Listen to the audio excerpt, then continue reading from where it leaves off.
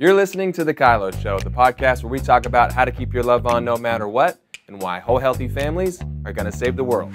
And it starts right now.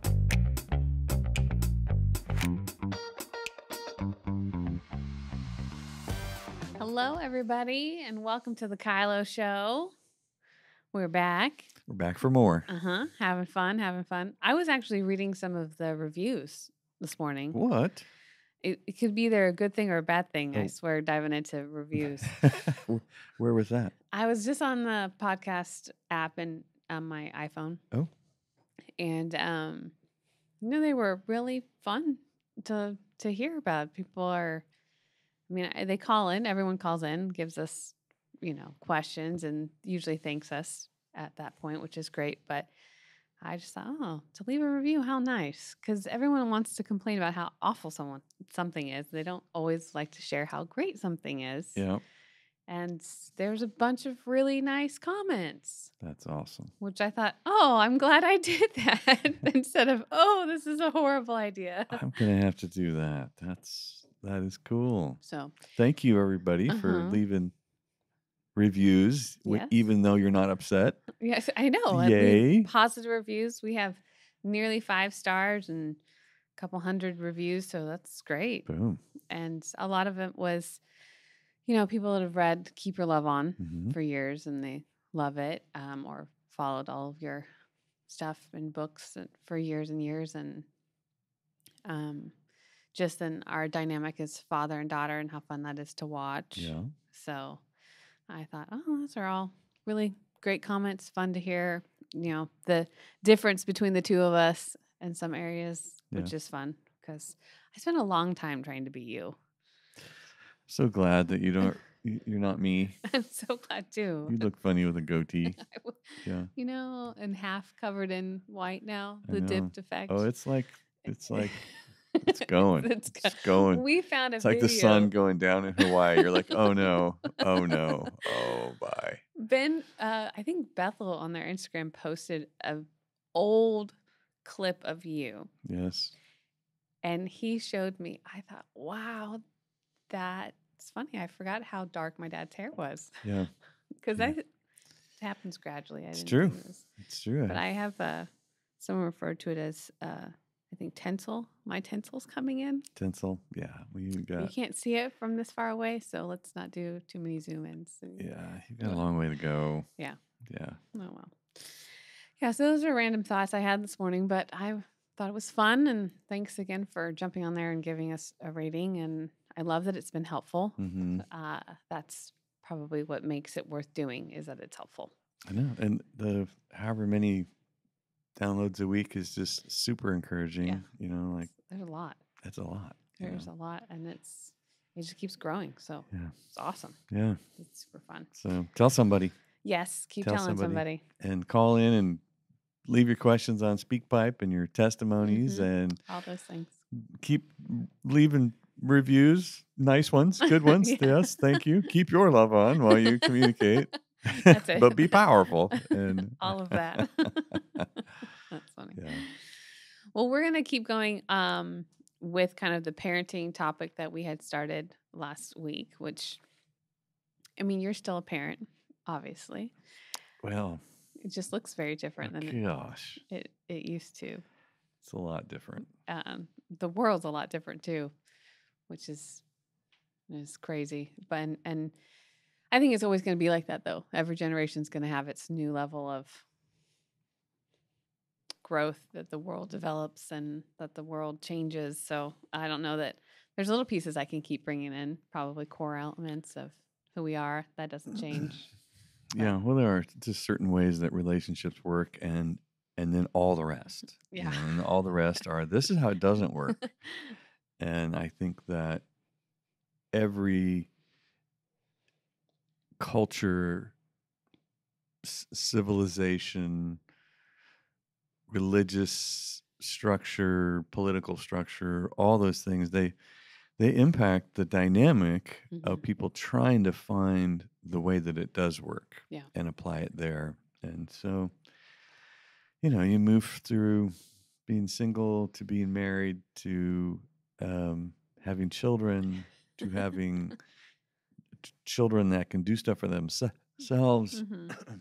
People, all the way through to you raising people who think they know more than you do, and then eventually they go out and try to prove it, and then they kind of go through that, and then you are now really a peer with your children. Yeah.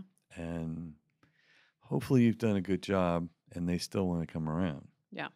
What is it's the cop, the coach, the consultant? Is that kind of is there another one?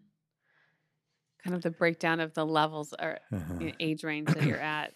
Yeah, that sounds about right. I think it's just, we're talking about how are you experiencing me, and the different seasons of life that you're in and how you approach, maybe more the cop method. Sure. Which are, I think about the younger years. Yeah. And those are the, toddler lands to early elementary. This boundaries don't go, hazard, caution, danger. You always have choices within these boundaries, but there's a lot of them when they're, about to fall off the couch all the time. Right. Or run into the street. Mm-hmm. And then when you become that coach, you start implementing a lot more questions into the equation. There's still lots of boundaries, it feels like, but that approach to, trying to give them freedom that they can handle, and finding that balance. It's always interesting, especially looking at Lincoln. He's almost 10. And so I can see this shift happening more and more with him, where there's more and more freedoms that I think he's going to want to have, but he's still only 10. So how much can he actually manage that freedom well, to where I don't completely let him fall on his face, but I trust him enough to have a little bit of a skinned up knee, if you will, but it's something that's not going to be so costly. Now, he's asking for this new video game for his birthday, and I think Ben and I are, it goes a little bit against the culture that we have. So we're trying to navigate, how do you discuss, give feedback, lead, ask good questions, but it's still probably going to be a no. Like, I know where this is going, but I want you to feel empowered in the process, and not just feel shut down immediately. And it feels like that's the role of a coach is looking for you to feel empowered, but there's still things that have to be accomplished. There's some fundamentals that we are going to practice over and over and over in different situations. And that coach role, it has a lot to do with observing your adherence and application of the fundamentals. Yeah, that's great. And so that culture piece that you're talking about, you're going to ask him good questions until he gets to a spot where he says, this thing violates my personal culture. Like, right, okay. Yeah. Let's see if we can find one that doesn't. Right. And kind of good luck with that. But yes. There's a reason that I do what I do. There's a reason I don't do what I don't do. Yeah. And that's what you're coaching. I think the consultant phase we are entering more than ever with Delaney. I don't like this one as much. I'll be honest. This one feels harder for me. I'm a really good cop and coach. I feel like I'm really strong in cop and coach land, but the consultant is, I feel like more of my heart is exposed and on the table of, please don't hurt me. Yeah. Oh, that's how I feel when I look at this next season is, okay, I'm going to let you go somewhere alone with a boy on purpose. Does anyone else think this is a horrible idea? Because somebody else tell me yes, and then I will be like, no. We do have a live satellite feed on you. Yes, there's a tracking device that's been implanted. For your protection. It's for your safety. Yes. So, that's probably Ben and I have been having so many conversations of this next season, asking, okay, how did that go? Do you feel like that went well? Just asking each other for feedback on, did you feel like I did a good job? Because we're so different. I'm thankful for that, because I feel like we have a good gauge on too strict, too soft. Like we do have, that's how we swing. And it's funny how those people marry each other. I know, right? So being able to kind of, receive feedback from one another in an exchange and hear it and make adjustments has been helpful in this new season that we're walking through. It's still pretty early on our consulting role, but it's a new one. So 17 this year. I know. This summer. It's coming up. Yeah, that's real. She's got a couple more years. Well, not even a couple. Yeah. Another year or so of a safety net on practicing her fundamentals. Right. But she's about to launch into her own business.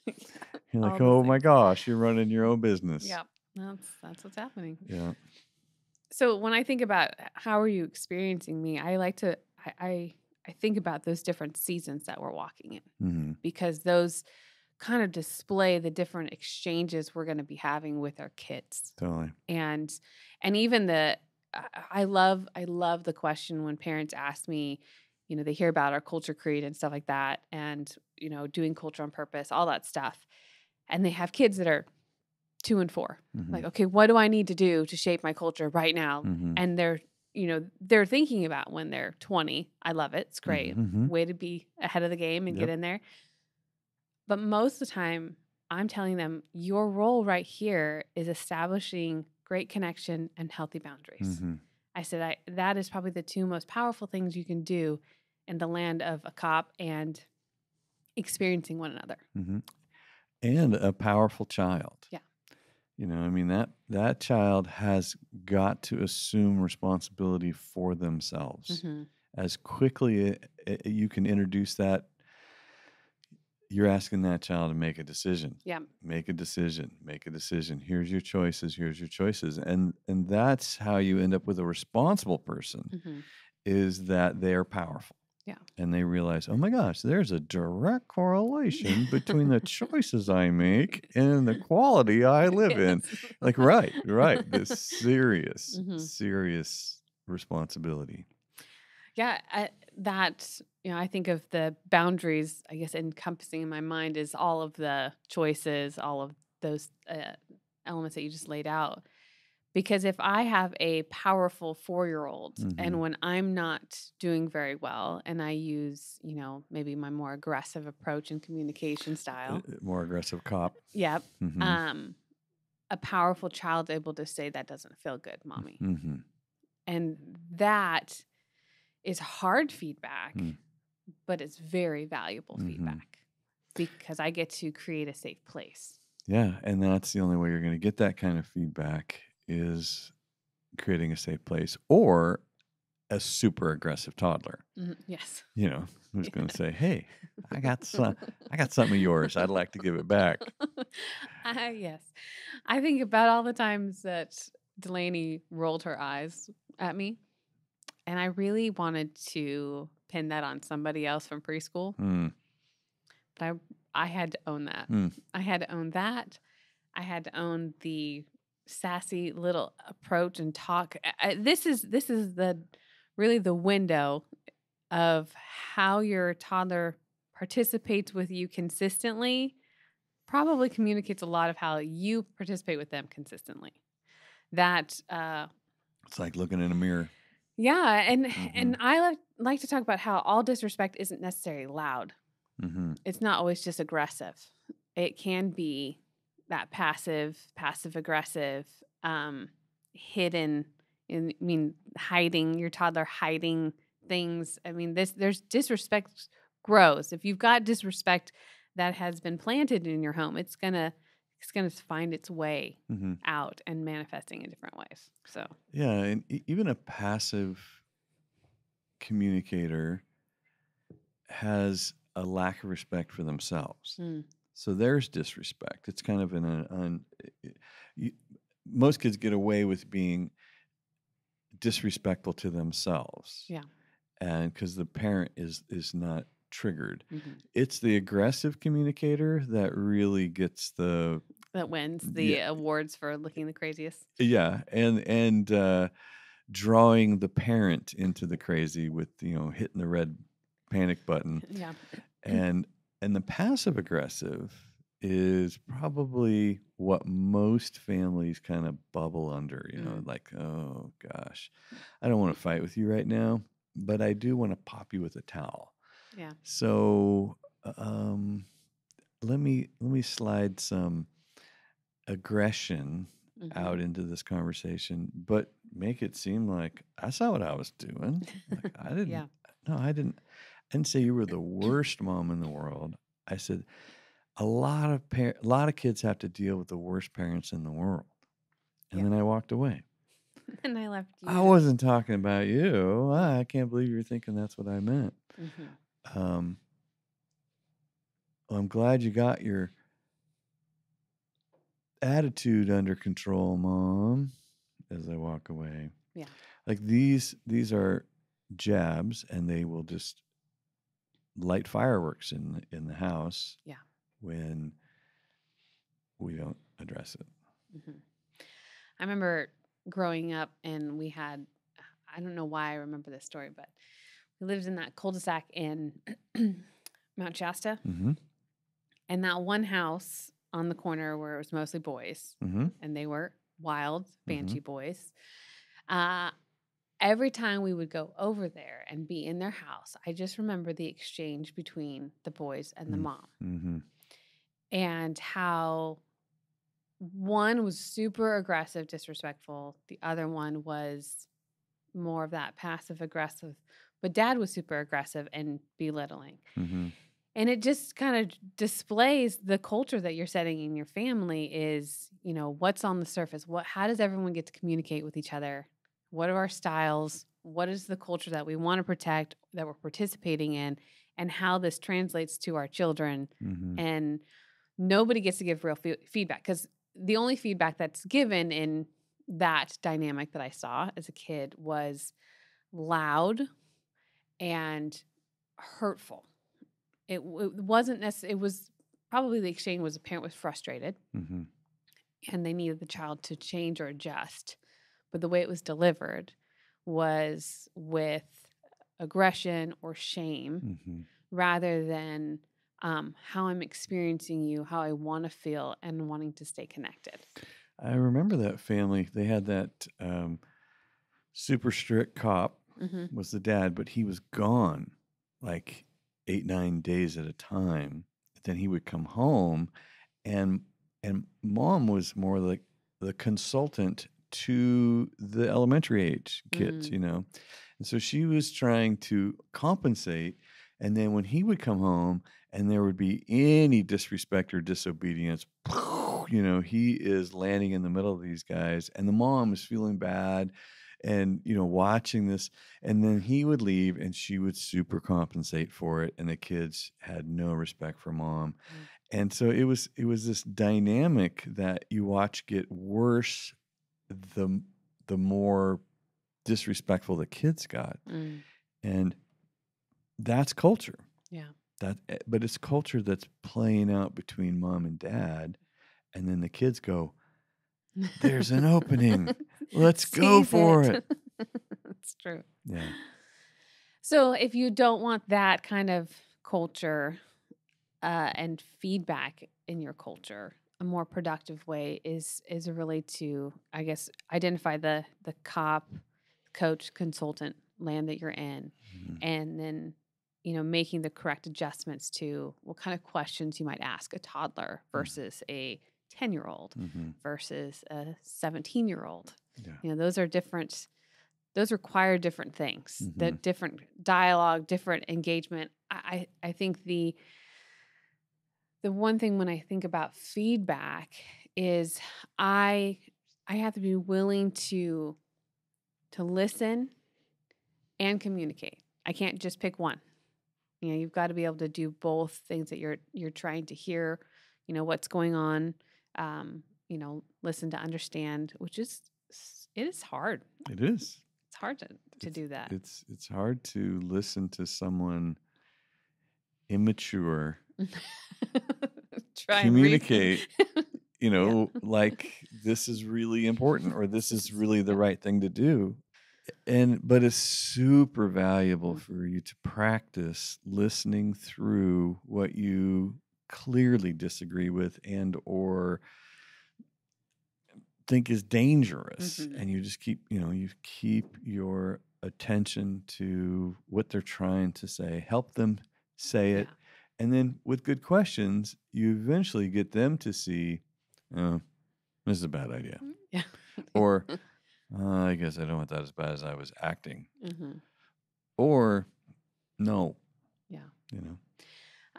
I know in our family, we've done lots of reps of asking questions. They've changed throughout the seasons as far as how old the child is and what I can expect for them to participate in.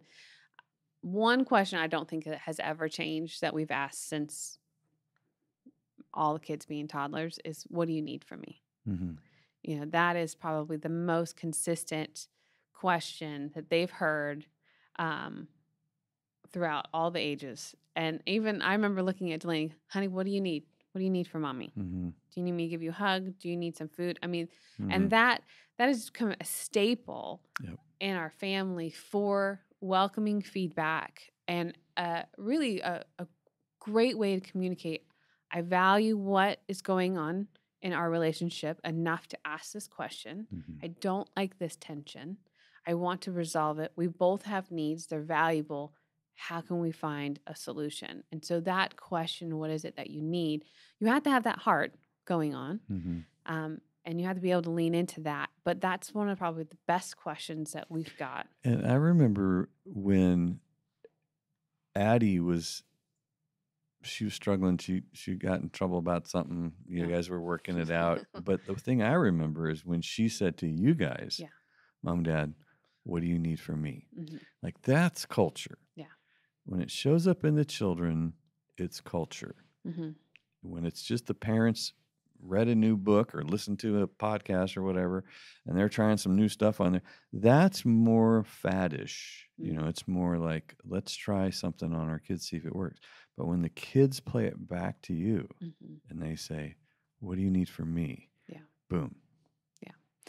And I think that's the other point I was going to make is the more reps you take and the more you're actually implementing this at every season, it's fun to see because Delaney says it to us all the time.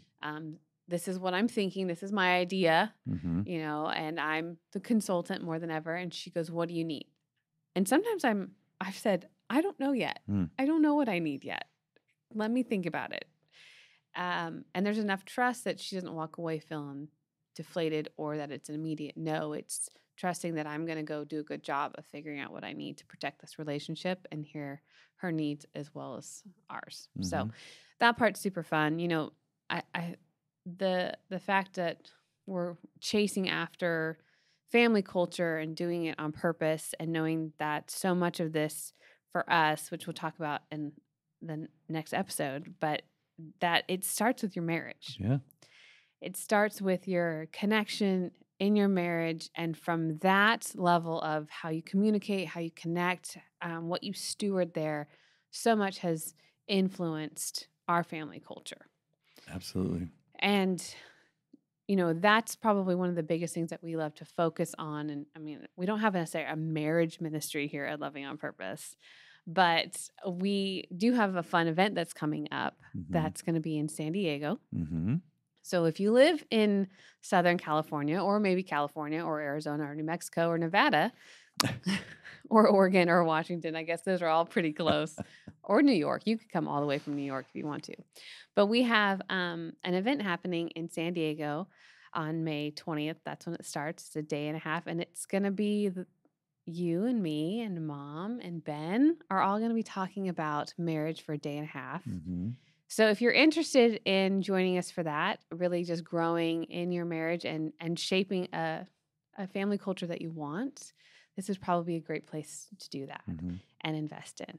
So for more details, you're going to go to KyloMarriageWorkshop.com and all the details are there. But I mean, seems like a great thing to do after what we talked about. If you want some good feedback in your family, It's true, you and should check it's that out. really tough to create a safe place in a war zone. That's a very good analogy. Mm-hmm. Yeah. So don't make a war zone at your house. Mm-mm. That's not a good plan. All right. Well, we're going to jump into questions next. So we'll see you soon.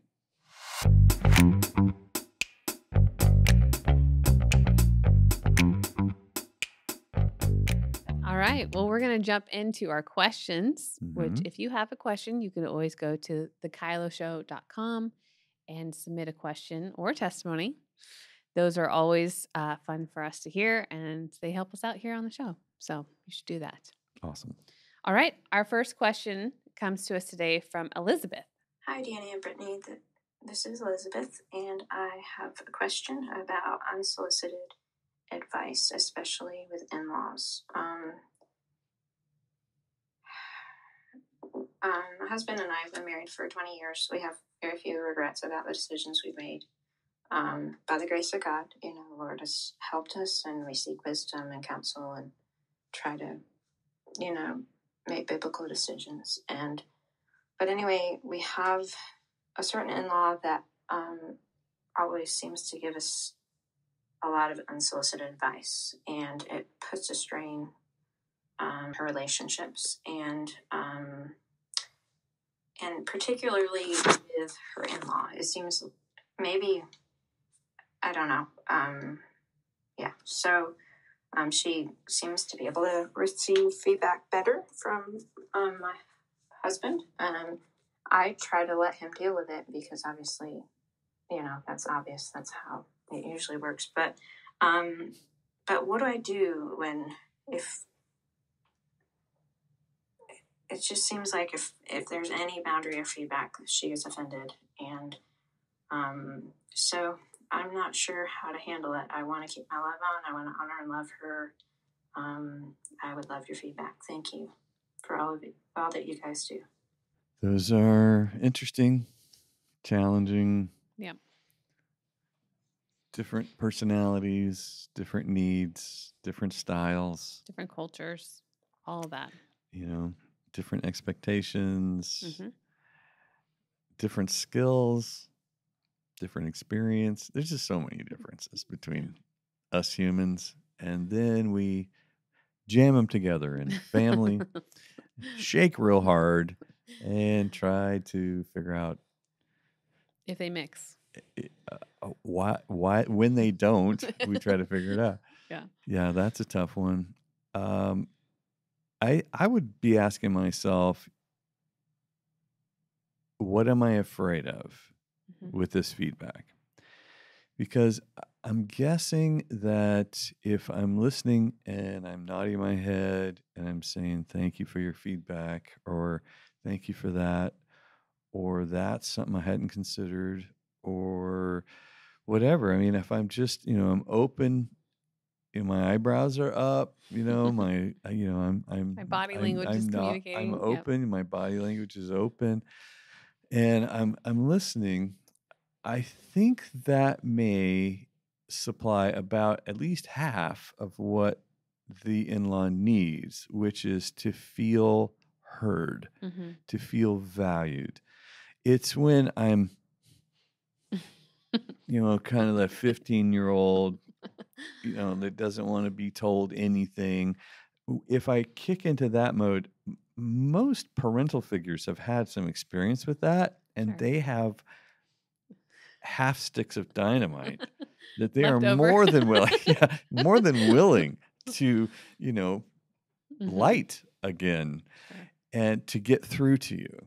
So I think that first obstacle is remove the obstacle. The second one is then being grateful. Thank you that you care. Thank you that you see this as a challenge for us. And I'm just going to say thank you for trusting us to work this out and to figure this out and to make adjustments in our 20-year marriage, in our adultness. Without being sarcastic or passive aggressive. Right. Do something that communicates a gratitude for this person's care. Because there are families that have in-laws that have nothing to do with them. And some people would go, oh, wouldn't that be awesome? Like, well, no, it's not awesome because it's a robbery.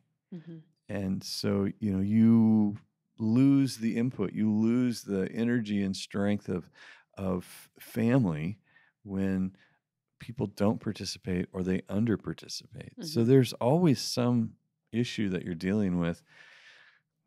Obviously, the over-involved one, the unsolicited advice piece is, it's more present and real. But I would say remove the obstacle by nonverbal communication, nodding your head, eyebrows high, kind of, and then be grateful. Thank you that you care. But that person doesn't control you. And I think that the answer to the question, what are you afraid of, is if you're afraid of being controlled by that person, you're going to act like a nut. You're going to just act like not yourself. And the fear is going to run your face and your words and your body posture through that whole exchange.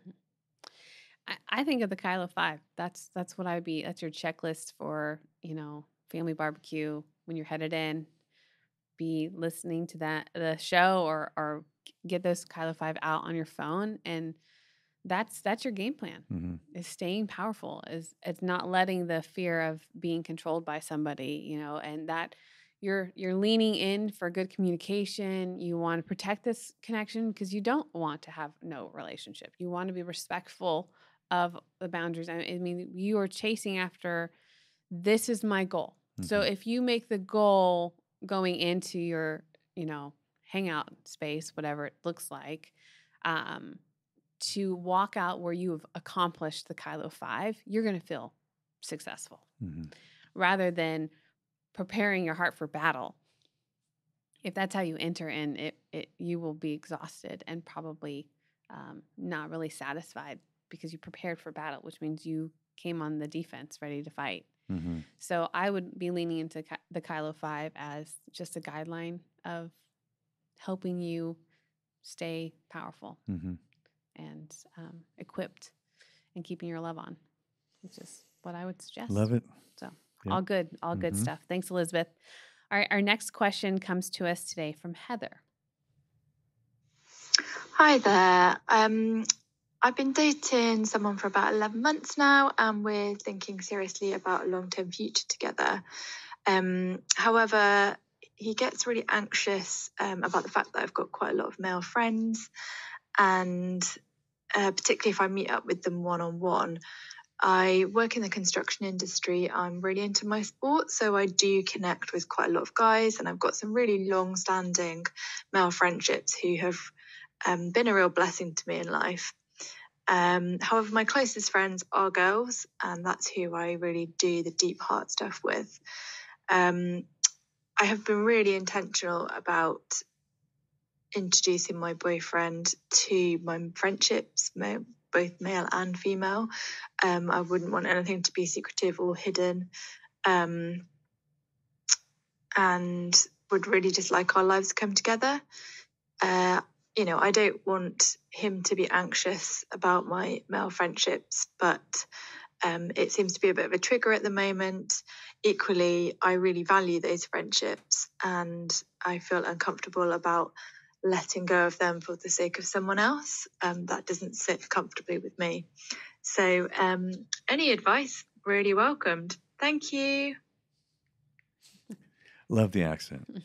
Yes. I'm sure that we're the ones with the accent we sound great when too. she's listening. But, wow. Yeah, I think that's, what are you afraid of? And I'm afraid that you're not going to see the bus coming. I'm afraid you're going to get involved in a relationship. if we're disconnected, I'm afraid you're going to turn to one of these other guys or whatever. Say, all right, so whose job is it to protect you from those guys?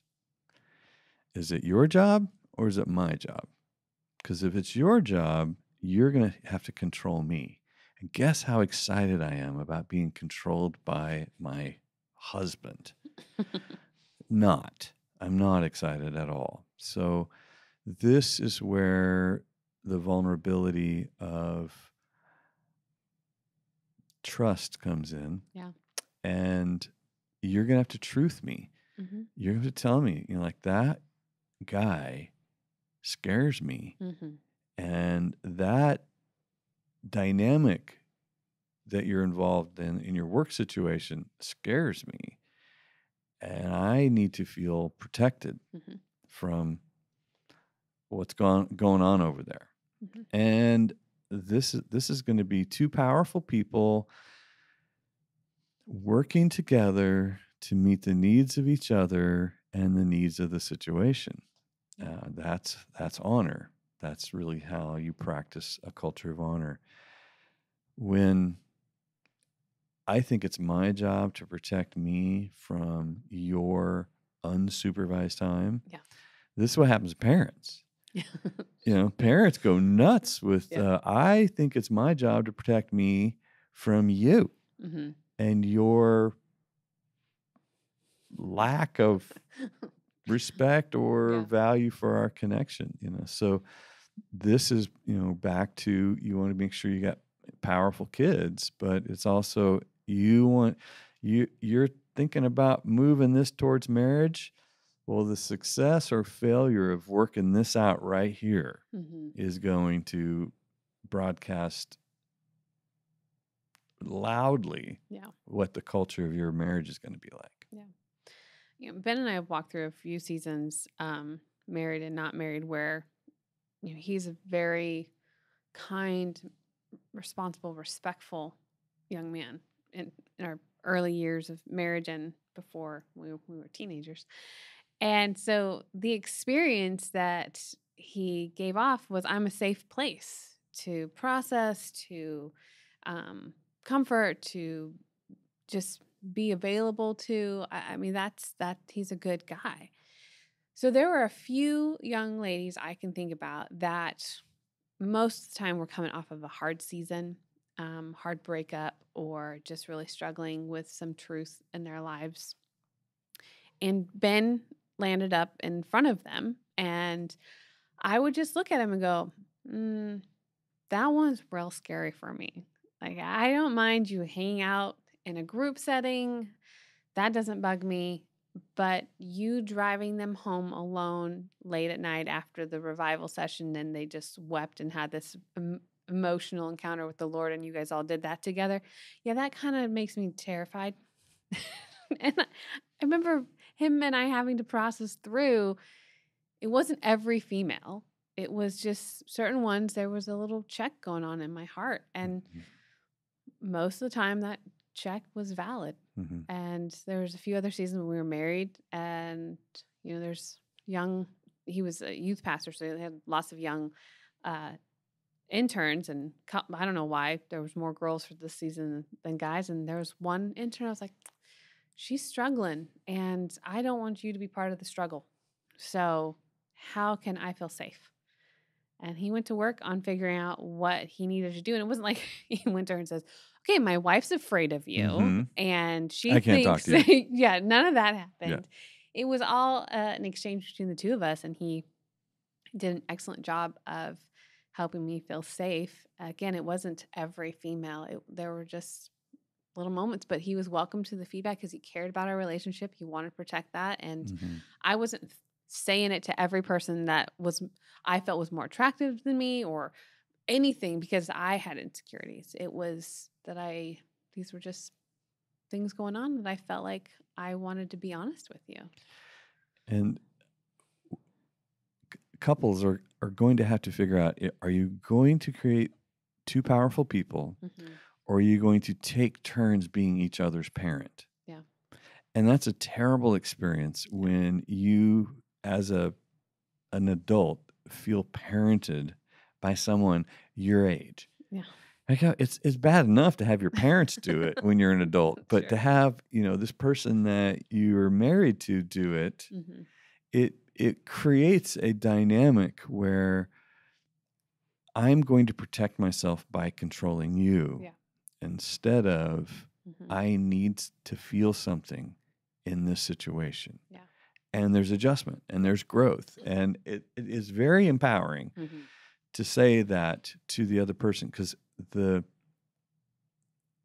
problem that we create is spawned out of jealousy, and I'm going to protect myself from what I'm afraid you won't protect me from. And that's how you build an offense with someone who thinks they're a good person. I think I'm going to do a great job with this. I want to do a great job with this, but you are insane. And you're coming at me with these accusations of things I have not done or even considered doing. I don't like this. Okay, I need to protect that person from you. Yeah. Watch this. You think you were scared? Watch this. Now how scared are you? Right. And I think that you want to skip that whole scenario, and you want to get into, I need to let you know something. I need to truth you right here. I need you to see me in that dynamic, because I'm scared. Yeah. That hurt me. I need to feel protected in that relationship over there. Yeah. That's great. Well, hopefully that was helpful, Heather. Good question.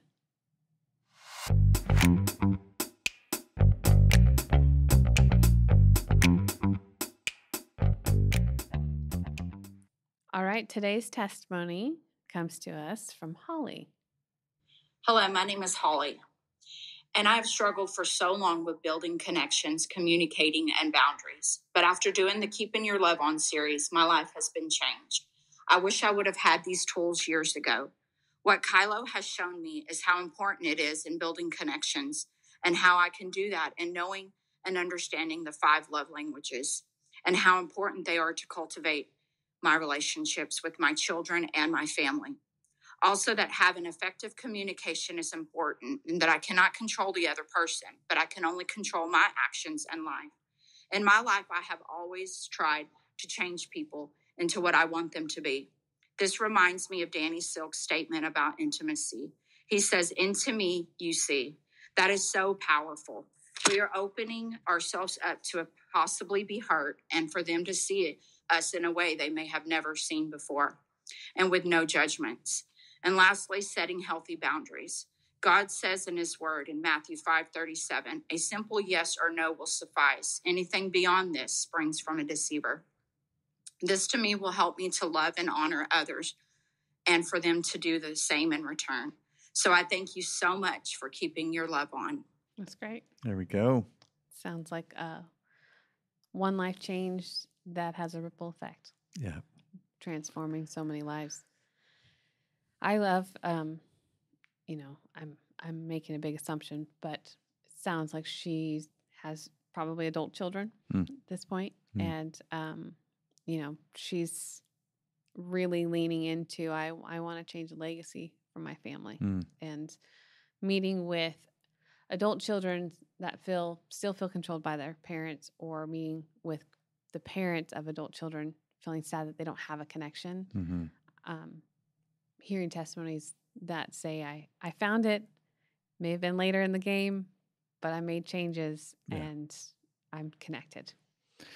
Yeah, and people that are making these kinds of changes and this deep they're changing their legacy. They're changing everything. Even if it's later in life, you're changing it because the anxiety and the destruction that you were contributing stopped being supplied. Yeah. And at the very least, you're doing that. Now, what the recipient does with that is their job. But you've set them up to make way better decisions because you did create a safe place if they have the skill and the courage to step into it. Yeah. Which she did, which is awesome. And, we talked about it earlier, but creating that culture of feedback and how we're experiencing one another, really the more we can tell the truth and ask good questions and lean into that, the more it often builds connection. We create a safe place for our families to happen. And, and then our motto shows up, which is whole healthy families are going to save the world. There we go. And it is, I love how many people love this. Yes. We have new swag out, which, people that see it, they're like, oh, I love that. I'm like, yeah, it's because it's not just, Christians, it's the whole world realizes that families are more precious than ever. Yeah. And we really need whole and healthy families for this. Amen. So, well, thanks so much for joining us here on the Kylo Show. And we hope you have a blessed rest of your day. Thanks for listening. Never miss an episode of The Kylo Show by subscribing to Apple Podcasts, Spotify, or watch us on the Loving on Purpose YouTube channel. Don't forget to submit your questions and testimonies to thekyloshow.com. The Kylo Show is produced by Allie Armerding, co-produced by Ashley Beck and Anna Hill, sound engineered and edited by Taylor Silk, and show promoter Christian Smore. Don't forget, whole healthy families gonna save the world.